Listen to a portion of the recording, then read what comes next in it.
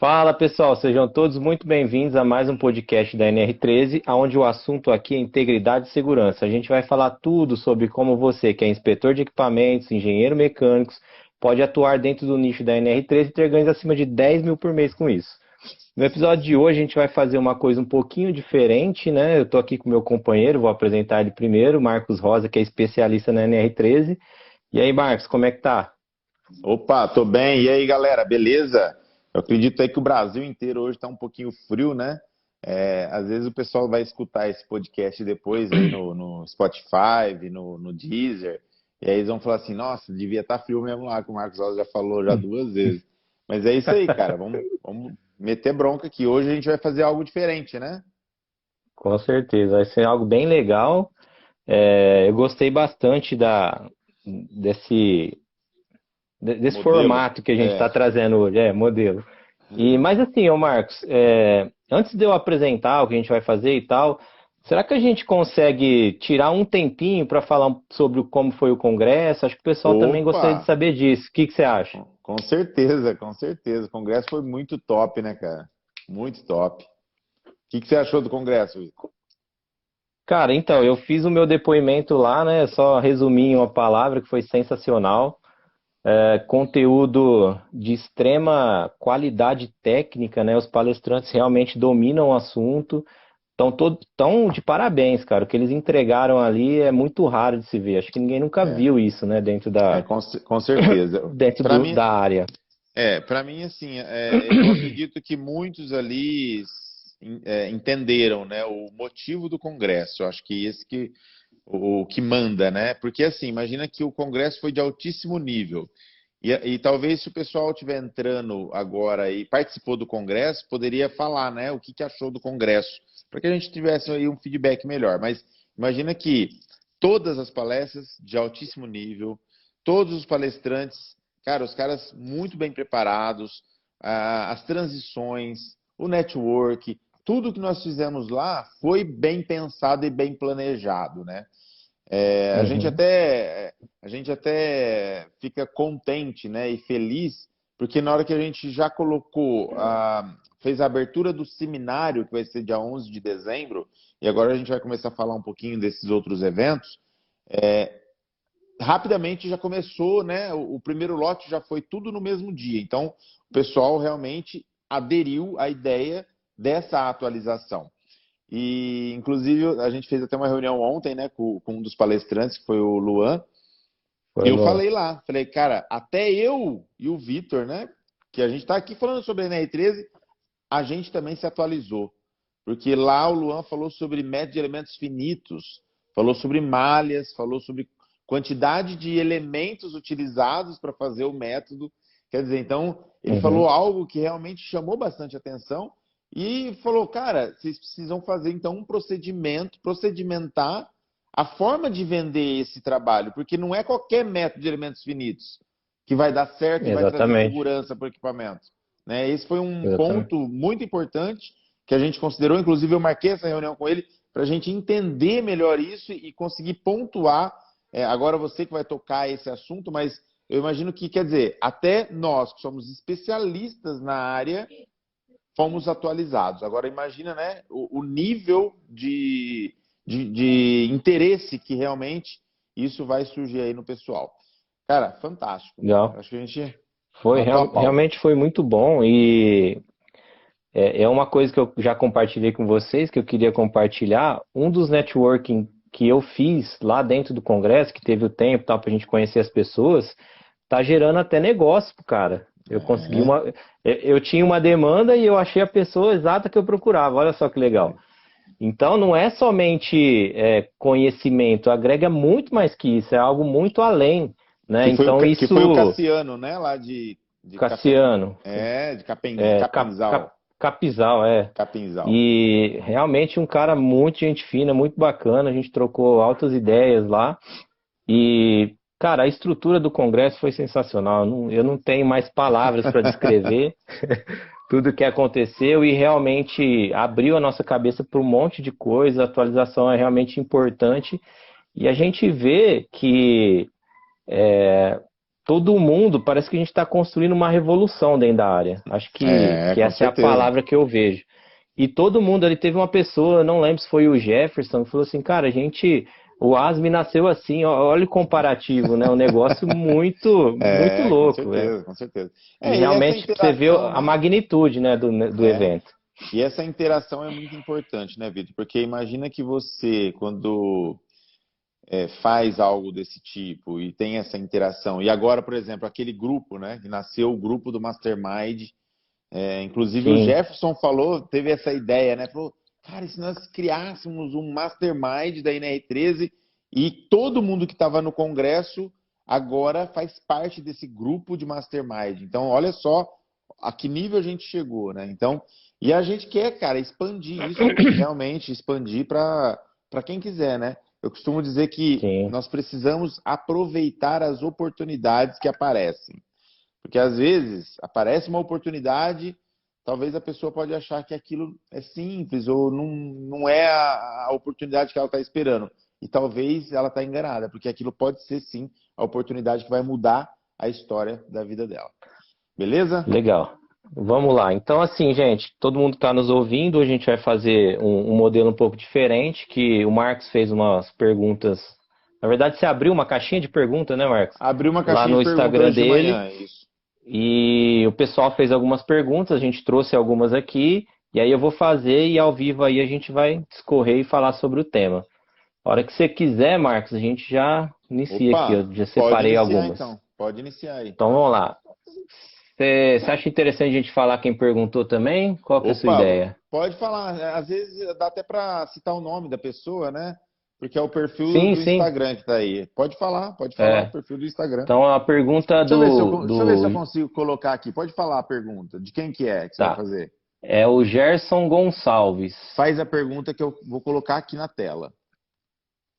A pergunta é a seguinte: o que classifica uma caldeira ou vaso de pressão na NR13? Seria somente pressão? A pergunta do Gerson Gonçalves. É essa daí, ó. Olha lá, ó. O que Aí, ó. classifica uma caldeira ou um vaso de pressão na NR13? Cara, legal essa pergunta, né? Na verdade, assim, imagina que quando você vai fazer uma inspeção, o ideal é que você já faça essa categorização, né? Eu costumo dizer, em vez de classificação. Porque caldeiras realmente existem duas classes e duas categorias, que é categoria A e B, que vai dividir a questão da pressão. Aí sim seria só a questão da pressão, que é acima, caldeiras com pressão acima de 19,98, né? Ou seja, 20 quilos, caldeiras de 20 quilos, categoria A. E caldeiras menores do que 19,98 kg/força por centímetro quadrado, categoria B. Então, nesse caso da categoria da caldeira, é isso que diferencia, tá? Mas é interessante que a caldeira, além disso, tem outros parâmetros. Então, ela tem que ter, por exemplo, 100 litros, né, de volume interno de acúmulo de água barra vapor para que ela seja realmente uma caldeira fiscalizada pela NR13. Então, às vezes você tem aquelas caldeirinhas que ligam na tomada, né, para esquentar água ou algo assim, que são caldeiras Uhum. elétricas. Eu até cito isso muito no meu curso de alta performance, que é o curso completo. E aí você tem lá 50 litros, 60 litros. Por que que é feito assim? Justamente para não se enquadrar na NR13 e não ter ter que seguir todos os parâmetros, de ter um memorial de cálculo, de ter tudo aquilo. Então, essas caldeirinhas pequenininhas, né, não deixa de ser uma caldeira, mas não é enquadrada na NR13. Tem que ter mais de 100 litros, 100 litros ou mais, para que ela seja realmente enquadrada na NR13, tanto a de categoria A quanto a de categoria B. Claro, né, que algumas caldeiras de grande porte, você não vai ficar calculando ou perguntando para o seu cliente quantos litros tem, né? Você vai lá numa caldeira É. de, sei lá, 400 toneladas a hora, cara, a caldeira já é gigante, então não precisa fazer esse tipo de pergunta. Caldeira com Uhum. 90 quilos de pressão, 110 quilos de pressão, você não precisa nem perguntar nada disso. Ela já é uma caldeira de categoria A, né? E essas caldeiras elas devem ser fiscalizadas ou inspecionadas periodicamente uma vez por ano, a cada 12 meses. Isso para quem não tem o SPI, né? Que é a inspeção própria de equipamento. Agora, nos casos dos vasos de pressão, já é um pouco diferente, porque você categoriza de acordo com a pressão e volume, né? Então você tem Sim. lá pressão e volume, pressão versus volume, que é o produto PV. E aí você vai, primeiro ponto é fazer o cálculo do produto PV. E aí esse cálculo é pressão em kPa vezes volume em metros cúbicos. Quando você faz essa multiplicação, se o resultado for maior que 8, que é o parâmetro, né, que é o limite entre vaso que deve ser fiscalizado pela NR13 ou não, que é 8, se der maior que 8, fiscaliza pela NR13. Se der menor que 8, não fiscaliza pela NR13. Tem um porém. Se o fluido, né, for inflamável, se for de categoria A, por exemplo, se ele for inflamável ou combustível de categoria A, você precisa, independente da categoria, da classe do produto PV, do cálculo de produto PV, ele já é um vaso que precisa ser fiscalizado pela NR13. Então tem esses parâmetros. Joia. Aí depois vem a categorização. E aí a categorização você precisa fazer o mesmo cálculo de produto PV, mas já para categorizar, que seria o grupo potencial de risco, que a gente chama, para avaliar o grupo potencial de risco. Aí é produto PV, só que o P não é mais em kPa, é em MPa, que é megapascal, e V em volume em metro cúbico. Então você faz essa conta, aí vai dar um valor bem menor, tá? E aí tem toda uma tabelinha lá, menor que 1, por exemplo, seria categoria, grupo de potencial de risco 5.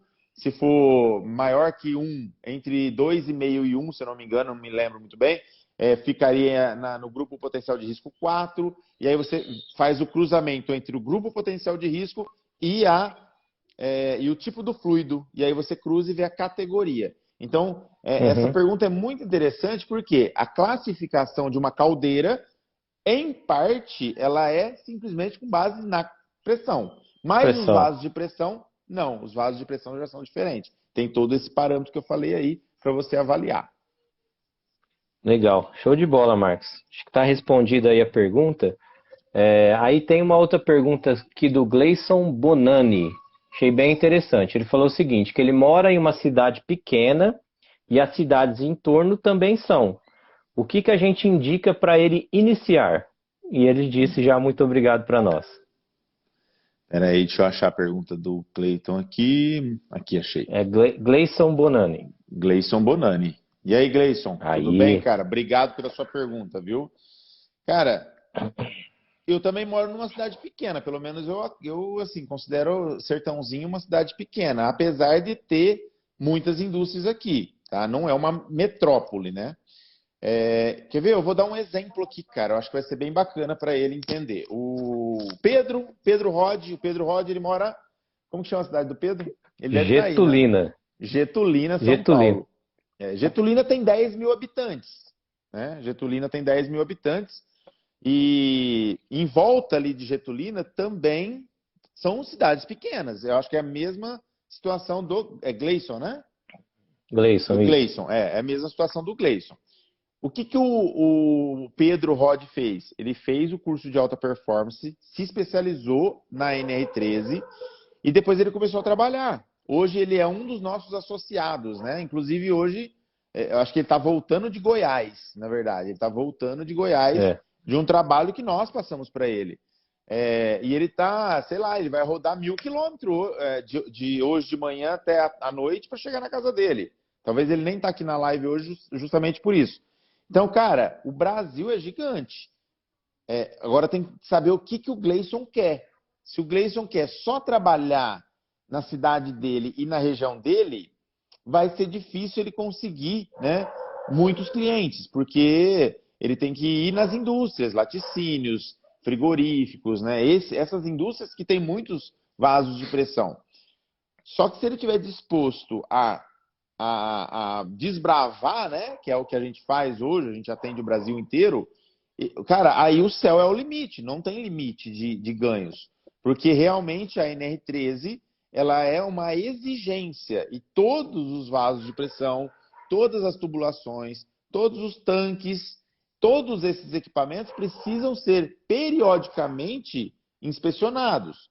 Quando a gente fala periodicamente, é de acordo com as suas categorias. A gente acabou de falar sobre isso agora, né? Então, vaso de pressão de categoria 1, todo ano tem que ser reinspecionado. Uhum. Categoria 2 a cada 2 anos. 3 a cada 3 anos e assim por diante.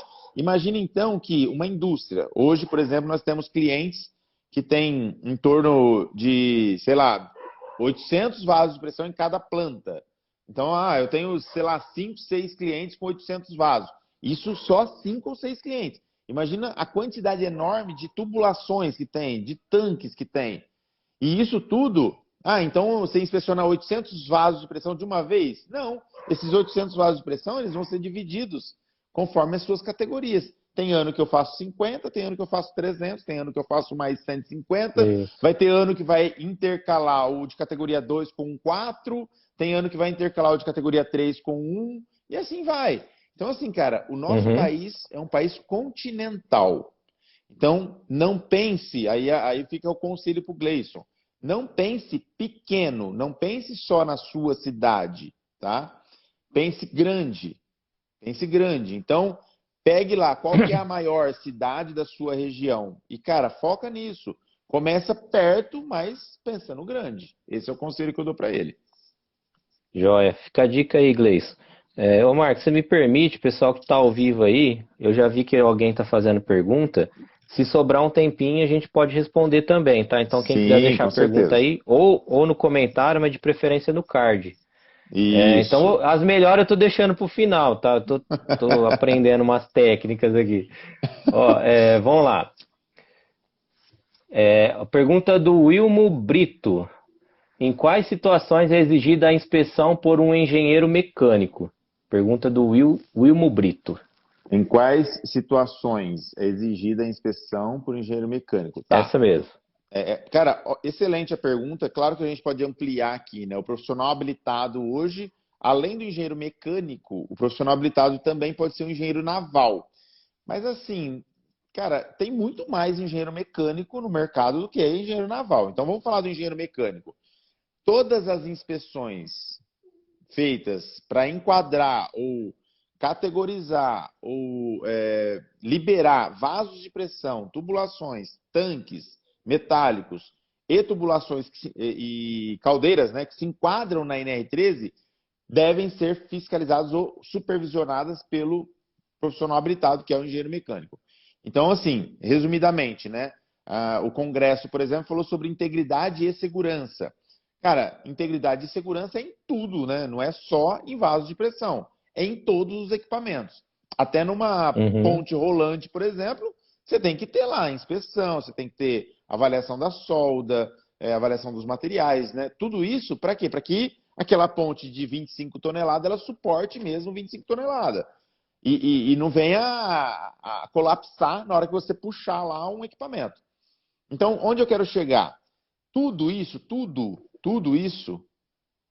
pode ser colocado na mão do engenheiro mecânico. A gente tem alguns parceiros, por exemplo, que são engenheiros mecânicos que trabalham só com a NR12 e não trabalham com a NR13. Qual que é a diferença da 12 para 13? A 12 é para proteção, segurança de equipamentos rodantes, né? Então você tem lá um torno, uma fresa, precisa de uma proteção no castelo, talvez uma serra-fita precisa de uma proteção, de um isolamento da parte que pode machucar o operador, e isso é a 12. A 12, para vocês terem uma ideia, ela vai muito além. Ela vai, por exemplo, no açougue do supermercado, ela vai na batedeira da padaria. Tudo isso são equipamentos rodantes que precisam de avaliação, apreciação de risco para a NR12. O profissional habilitado, que é um engenheiro mecânico também para esse caso, ele precisa, então, entender isso e atuar. Agora, como que a gente faz isso? Como que a gente entende isso? E por que é um pouco diferente a 12 da 13? Porque a 12, você faz uma vez a adequação, se aquele equipamento não mudar, se você não fizer nenhuma reestruturação, nada disso, se ele ficar lá paradinho daquele jeito, nunca mais você vai precisar mexer com a NR12 lá naquele equipamento, ele já está protegido. A 13, ela tem recorrência, que a gente chama, que é o que eu acabei de falar, né? Categoria 3, por exemplo, a cada 3 anos, independente da inspeção, você tem que reinspecionar. porque existe um desgaste devido ao tempo de uso. Entendeu? Então, Entendi. isso mostra como que é diferente essas duas. Mas tanto na 12 como na 13, o engenheiro mecânico pode atuar. E aí a pergunta dele é, em quais circunstâncias ou situações? Cara, o céu é o limite, né? Eu falei aqui em inspeção, controle, adequação, tudo isso, em todas essas normas, o engenheiro mecânico pode atuar. Eu Legal. recomendo Só, a NR13, né? ô Marcos, só para complementar aí, um pouco, até para contribuir na pergunta dele, a NR13 fala que toda inspeção ela tem que ser aprovada por um PH, né? Então, o que ele Sim. pode fazer, se ele tem uma veia empreendedora, por exemplo, ele pode ser o PH de uma empresa e contratar talvez inspetores de equipamentos e tal, que possa fazer as inspeções, pessoas de confiança, claro, para que ele Opa! possa fazer os laudos, tirar RT sobre a responsabilidade daquele equipamento. Exatamente. Existem muitas parcerias desse tipo, né? Claro que tem que ter um casamento muito bem feito, Isso. porque, porque na verdade, assim, imagina que você tem uma grande responsabilidade, o profissional habilitado. Então, o cara não vai assinar para qualquer um. A gente não está falando aqui de venda de ART, a gente está falando Uhum. de parceria. Então, imagina o seguinte: um exemplo disso, né, é o Risse, que era aluno nosso, e o Luan, que hoje é sócio dele. Então, o Risse viu a possibilidade de atuar na NR13, o Luan atuava na NR12. Hoje, os dois. Pega uma com gás também, uma garrafa. Hoje os dois eles fazem isso juntos. Então, quer dizer, foi uma parceria de sucesso. São sócios hoje. Né? Começou como uma É isso parceria, o aí. cara assina para mim. Né? Eu dou treinamento, o cara assina para mim. E aí acabou o quê? Virando sociedade. É isso aí que você falou mesmo. Legal. Ô Marcos, então vamos lá, ó. Pergunta do Ronaldo Chartuni Bandeira. Quando você encontra um prontuário com quase nada, qual que é o procedimento durante a inspeção? Essa pergunta é interessante. Espera aí, deixa eu achar ela aqui. É legal. Quando você encontra um prontuário com quase nada. É isso mesmo. O que é um prontuário com quase nada? O que será que ele quis É dizer? o que mais acontece. Hum, eu achei interessante essa pergunta porque eu já vi documentos, né, com uma capa bonita escrito prontuário. Aí você abre e na verdade não tem nada a ver com prontuário, né? Então acho que é isso que ele É. está querendo dizer. Então quase nada é só um nome, né? Ó, tem um nome lá de prontuário, mas não é prontuário. O que seria um prontuário completo? Aí a norma fala um monte de coisa, né? Tem que ter lá os dados para monitoramento da vida útil, desenhos, conjuntos de desenhos, especificação dos materiais, código de projeto, classificação da PMTA, ou seja, como que você chegou naquela PMTA, que são os cálculos, né? Que é o memorial de cálculo em si. A especificação dos Uhum. projetos, dos materiais, por exemplo, são os certificados dos materiais. Tudo isso tem que ter no prontuário. Quando você vai num cliente fazer uma inspeção, aí eu vou dar um exemplo que é muito prático, que é o que acontece muito. O cliente liga ou faz uma solicitação, né, de uma proposta para você ir lá e fazer simplesmente a inspeção periódica. Cara, inspeção conforme a NR13, que eles chamam. Nós, da SD Engenharia, por exemplo, a gente já tem um costume de colocar lá itens exclusos. O que é um item excluso? Cara, ó, se eu vou fazer só inspeção periódica, eu não vou fazer memorial de cálculo. Então, o item excluso, reconstituição de prontuário está excluso. Calibração de válvula está excluso. Calibração de manômetro está excluso. Por que a gente coloca isso? Porque aí a gente vai ficar competitivo e vai conseguir fazer o trabalho que o cliente quer. E às vezes chega Uhum. lá mesmo e é só a inspeção. Beleza, não tem problema. Só que a maioria das vezes a gente chega no cliente, principalmente os clientes novos, né? Porque quando a gente já atua naquele cliente, nós que fizemos os anos anteriores, então está A gente tudo, já tudo conhece. certo já conhecemos. Mas um cliente novo, quando a gente chega, infelizmente, a maioria das vezes, os prontuários, e não só reconstituídos, de fabricantes também, prontuários de fabricantes e prontuários reconstituídos estão errados, estão faltando informações. E aí, dependendo, claro, da informação que está faltando, constitui risco grave iminente. Quer ver um exemplo? Não tem cálculo da PMTA, risco grave iminente, RGI. não tem dados para monitoramento da vida útil, que seria o quê? Parte do memorial de cálculo, né? Que é as espessuras mínimas apontadas ali. Risco grave Uhum. iminente. Não tem dispositivos de segurança ou as informações, né, sobre os dispositivos de segurança. Risco grave iminente. Você está usando uma válvula lá de 2 polegadas, mas é aquela mesmo? Como que ele fez, né, essa avaliação da válvula? Tem que ter uma folha de dados. Então, tudo isso caracteriza-se um risco grave iminente. Então, a pergunta dele é muito legal, né, como que ele chama mesmo? Uhum. Como que ele chama? Peraí que tá aqui embaixo. Ronaldo Chartuni Bandeira. Ronaldo. Pergunta do Ronaldo. Parabéns, Ronaldo. Muito legal a sua pergunta. Mas assim, cara, quando não tem, ou quando o prontuário não tem, tem quase nada, né? O Uhum. procedimento é reprova, cara. É risco grave iminente. E aí você pode. Teve um aluno meu, um mentorado, na verdade, que está na minha mentoria, que perguntou para mim algo parecido. Ele falou assim: Marcos, nossa, aconteceu isso, isso, isso. Cara, o prontuário não tem nada. O que eu faço? Eu posso oferecer esse trabalho para o meu cliente? Eu falei, claro que pode.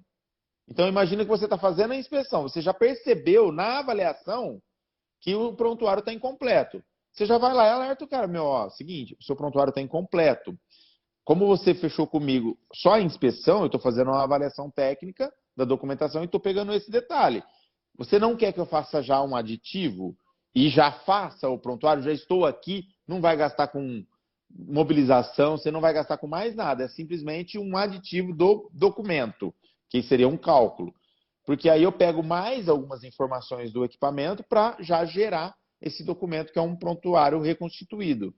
E a maioria das vezes os clientes apontam como forma positiva. Não, beleza, cara, então faz para mim, já deixa isso certo. Agora não adianta, a gente Uhum. já teve casos, né, de clientes nossos, por exemplo, falar assim, cara, eu tô pagando você para você vai lembrar disso, Vitor. Eu tô pagando vocês para resolver meu problema. Vocês vêm aqui e não É resolvem meu problema? brincadeira. É Ué, cara, você tá brincadeira um pagando para negócio desse. resolver problema? Então lá na sua carta convite teria que estar assim, ó, faça uma proposta para resolver todos e qualquer problema que exista na NR13.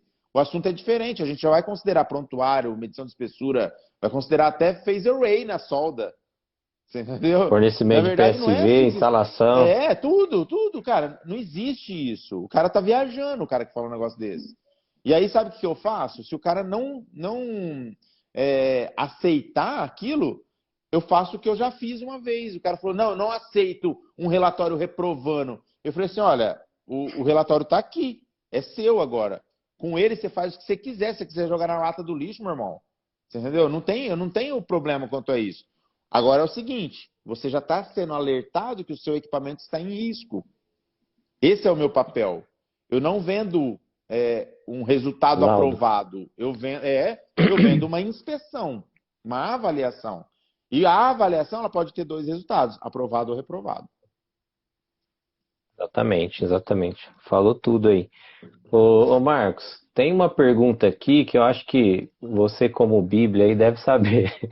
É uma pergunta do Gabriel Costa.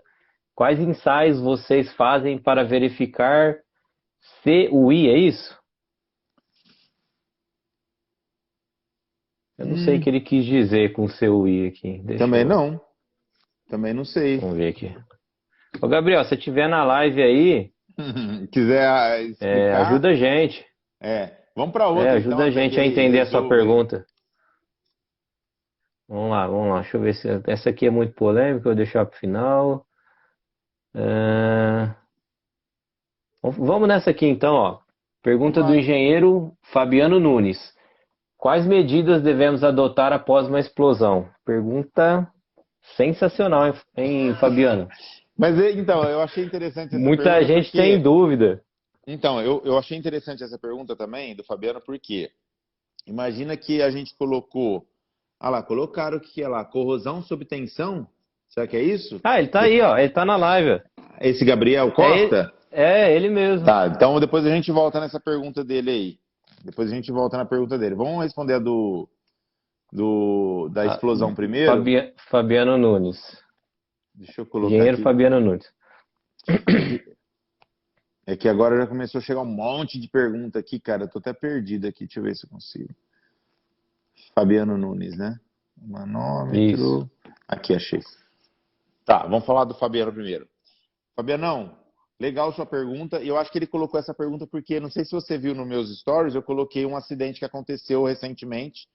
Eu não vou falar Uhum. aqui. Falaram que era de um determinado local, eu não vou falar porque eu não tenho certeza, então só coloquei lá os vídeos, né? Era uma coluna de destilação que cedeu, ela caiu. É. Provavelmente não devia ter ou deveria estar faltando ali o dispositivo de segurança, que é a PSV, que é a válvula de segurança, no local correto, porque esses equipamentos, eles não podem colocar uma válvula de segurança lá em cima, porque às vezes a pressão hidrostática é maior, então conforme vai subindo o fluido, se não tiver escoamento, o peso do fluido vai tombar o equipamento e não a pressão, que é o que eu acredito que aconteceu lá. Se tivesse colocado a válvula de segurança no lugar correto, só a altura do fluido ali já tinha aberto a válvula de segurança e baixado o nível. E aí não ia acontecer aquele acidente. Então é algo assim que a gente sabe porque a gente tem bastante experiência nesse caso. Mas o que eu faria, né, após uma explosão? Como que funciona? Quais as medidas que devem ser tomadas?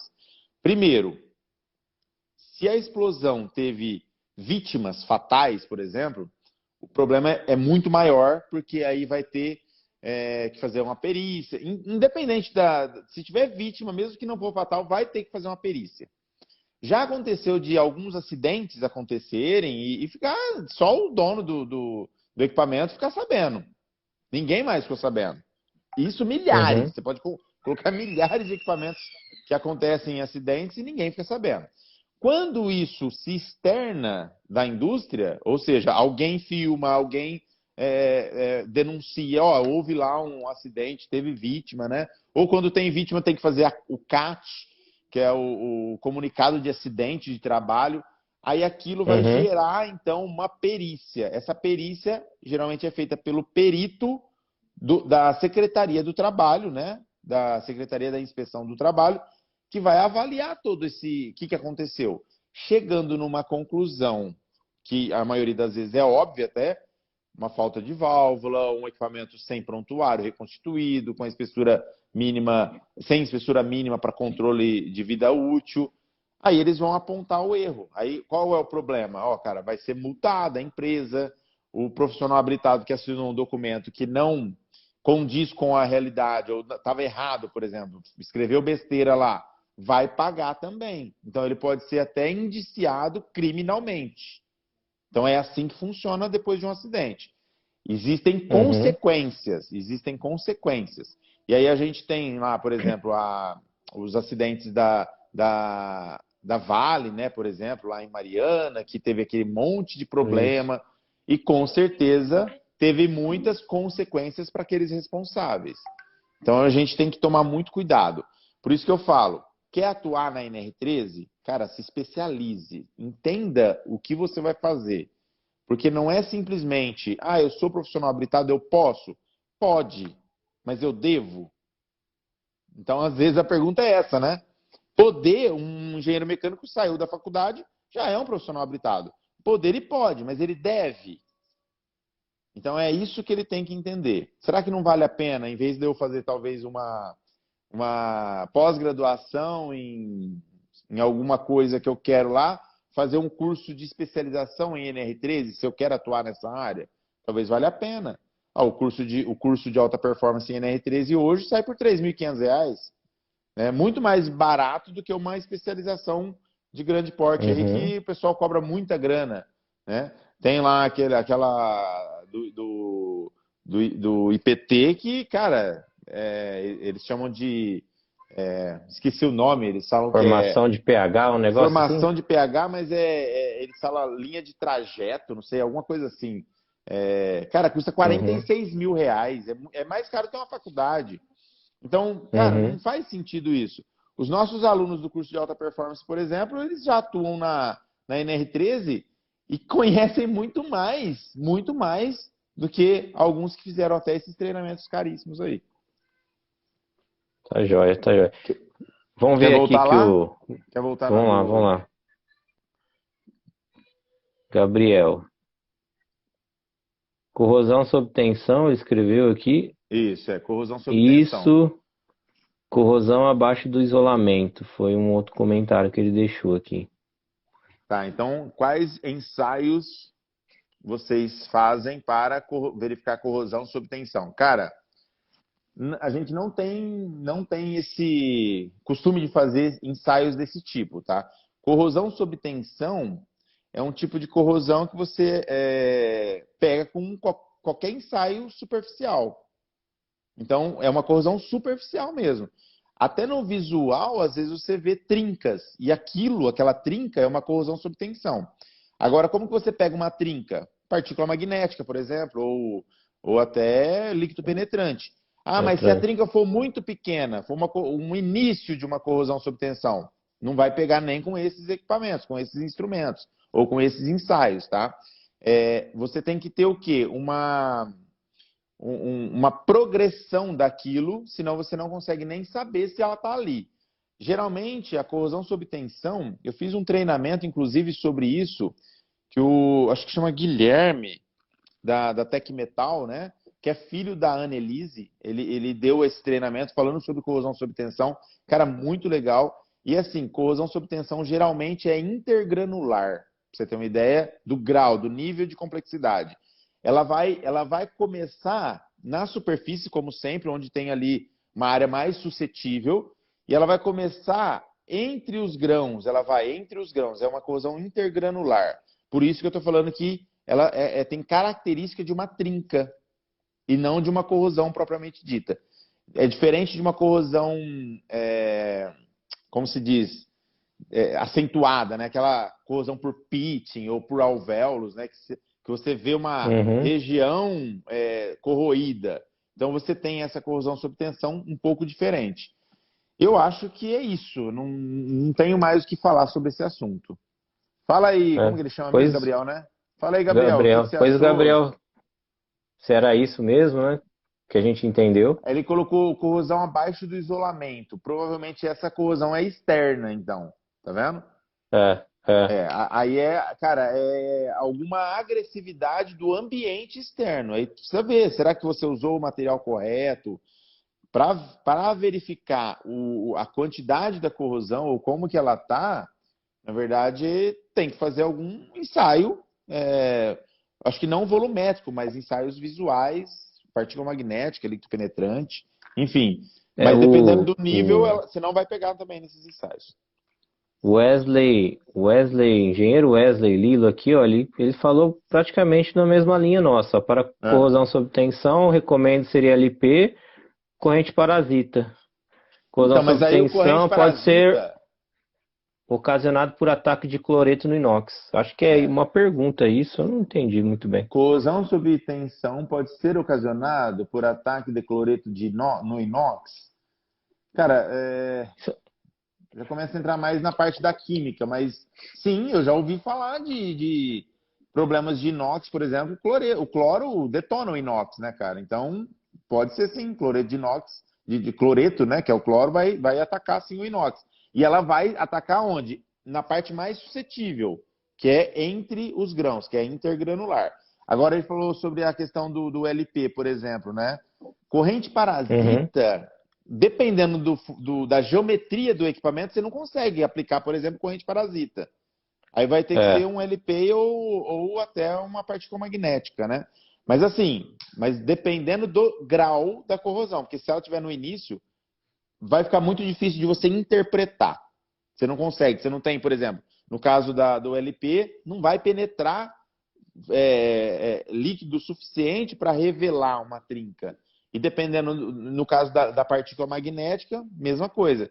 Então, se você estiver no início da corrosão sob tensão, dificilmente vai conseguir pegar. O melhor é passivar. E aí existem várias formas. Você pode colocar, por exemplo, eu estou com medo que esse material vá ter uma corrosão por causa do tipo de fluido. Coloca lá sei lá, um parafuso ou algo que vai puxar, né, a corrosão para ele e vai tirar o restante. Então, o oxigênio vai para aquele lado e nada mais vai oxidar dentro daquele fluido. Ô Marcos, tá joia. A gente está dando tempo aqui. Você quer para a última pergunta? Vamos fazer mais uma só para a gente Faz mais uma finalizar? aí, faz mais uma. Quer escolher aí? Tem alguma coisa no card que você queira pôr? Não, acho que não. Deixa eu ver aqui, peraí. Ou eu pego aqui na.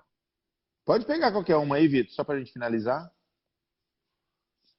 Aí depois a gente fala pro pessoal que a gente vai abrir de novo, né? Na quinta-feira que vem a gente pode fazer da Sim, mesma forma.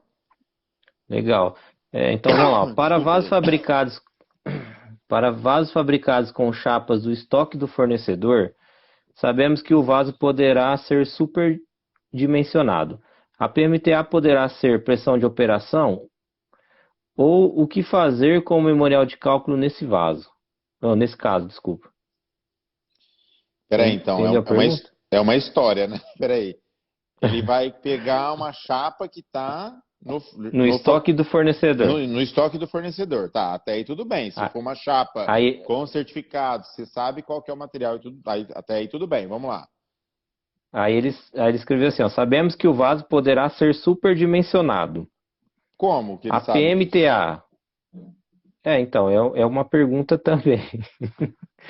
Se Ele tiver aí, sabe que deixa eu vai ver ser quem que é. Acho que é o Wesley Lilo. Se tiver aí, Wesley, quiser responder a pergunta do Marcos. Mas aí ele fala sobre a PMTA, se ela pode ser a pressão de operação, porque ele está entendendo que o vaso vai ser superdimensionado.